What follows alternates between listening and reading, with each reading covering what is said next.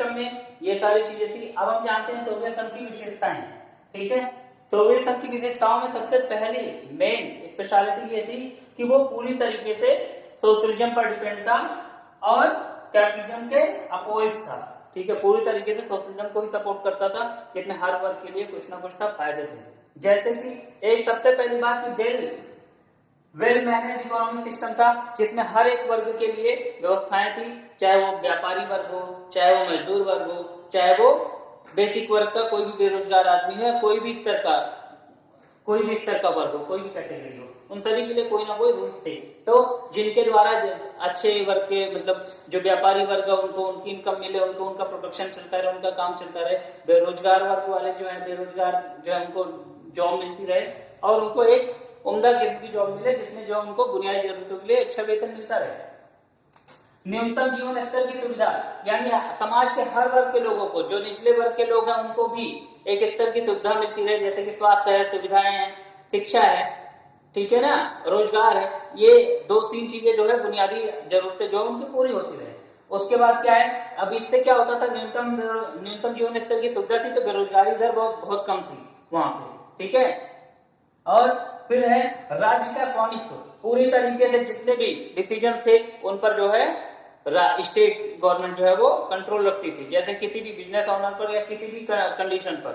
ठीक है ना, कोई भी अपने मन से कोई भी डिसीजन नहीं ले सकता था, पूरी तरीके से कंट्रोलिंग जो है वो स्टेट गवर्नमेंट के हाथ में होती थी, गणराज्यों के हाथ में होती थी। उत्पादन साधनों पर भी राज्य का स्वामित्व होता था, यानी कि प्रोडक्शन, सारे प्रोडक्शन, चाहे वो एग्रीकल्चर प्रोडक्शन हो, चाहे वो बिजनेस प्रोडक्शन हो, चाहे सर्विसेज प्रोडक्शन हो, या फिर कोई भी चीज हो, इन सारे प्रोडक्शन पर जो है ऑनरशिप जो है वो स्टेट की चलती थी। ये सारा रेगुलाइज जो है यूएसएसआर के सेंट्रल पॉलिसीज पे चल रहा होता था। तो कोई भी अपने मन से कोई कार्य नहीं कर सकता था, कोई भी व्यक्ति, कोई भी नागरिक, कोई भी व्यापारी वर्ग। ठीक है ना, ये सारा जो है कैपिटलिज्म, अगर व्यापारी वर्ग या कोई भी इंडस्ट्रियलिस्ट अपने तरीके से कोई भी डिसीजन लेता तो वो कैपिटलिज्म में आ जाता। ठीक है ना, गवर्नमेंट सारा कंट्रोल करती थी। तो इसके फायदे भी थे। पहली बात क्या कि सोसाइटी के हर एक कैटेगरी को हर एक व्यवस्थाएं मिलती थी, जॉब मिलती थी, कम मिले या ज्यादा मिले, बेरोजगारी दर कम थी, काम मिलता था उनको, स्वास्थ्य सुविधाएं मिलती थी, शिक्षा व्यवस्था मिलती थी।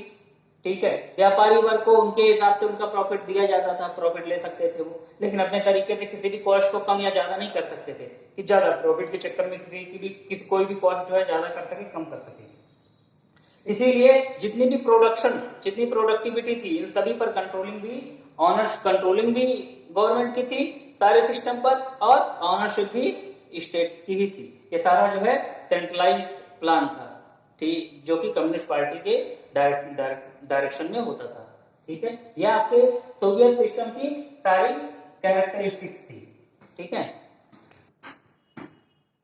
तो जस्ट हमने पढ़ा सोवियत संघ का शासन, सोवियत संघ की प्रणाली, सोवियत संघ की विशेषताएं। अब हम पढ़ेंगे सोवियत संघ की कमियां। ठीक है, सबसे पहली बात तो ये थी कि 70 सालों तक लगातार शासन रहा कम्युनिस्ट पार्टी का, उसके बाद भी जनता के प्रति कोई भी जवाबदेही नहीं थी, जिम्मेदारी नहीं। पहली कमी प्रशासनिक ढांचे की, यानी कि जितने भी ऑफिसर, नौकरशाही व्यवस्था थी उनमें गैर जिम्मेदाराना कार्य था, भ्रष्टाचार व्यक्त था। राजनीतिक ढांचा भी पूरी तरीके से बिगड़ चुका था, यानी कि जो भी नेता थे, जो भी वहां के शासन व्यवस्था को संभालने वाले लीडर थे कम्युनिस्ट पार्टी के, वो सारे लोग जनता के लिए सुनते नहीं थे। अफसरों को, लोगों की शिकायत पर अफसरों की क्लास नहीं लेते थे, उनके साथ व्यवस्था सही से नहीं बनाते थे। तो इससे क्या हुआ कि प्रशासनिक और राजनीतिक ढांचा दोनों पूरी तरीके से बिगड़ा हुआ था, कोई सुनवाई नहीं थी पब्लिक के लिए। भ्रष्टाचार ज्यादा था, ये भी कमी थी।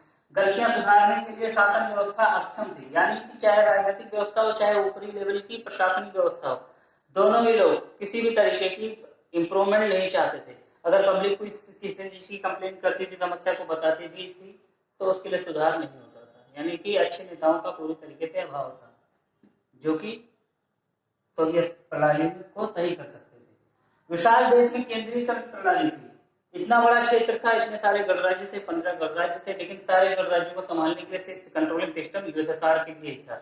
जितने भी रूल्स रेगुलेशन बनते थे वो केंद्र में ही बनते थे, यूएसएसआर ग्रुप के हेड से ही बनते थे, हेड ऑफिस से ही बनते थे, लेकिन किसी भी स्टेट को कोई भी कंट्रोलिंग सिस्टम नहीं दिया गया था, डिसिप्लिन के अकॉर्डिंग, रूल्स रेगुलेशन के अकॉर्डिंग, की जरूरत के अकॉर्डिंग जो है अपने देश में, अपने राज्य में वो नियमों में थोड़ा बहुत बदलाव कर सकें या फ्लेक्सिबिलिटी ला सकें, जिससे कि पब्लिक को थोड़ा सा रिलैक्स मिल सके, रिलैक्सेशन मिल सके।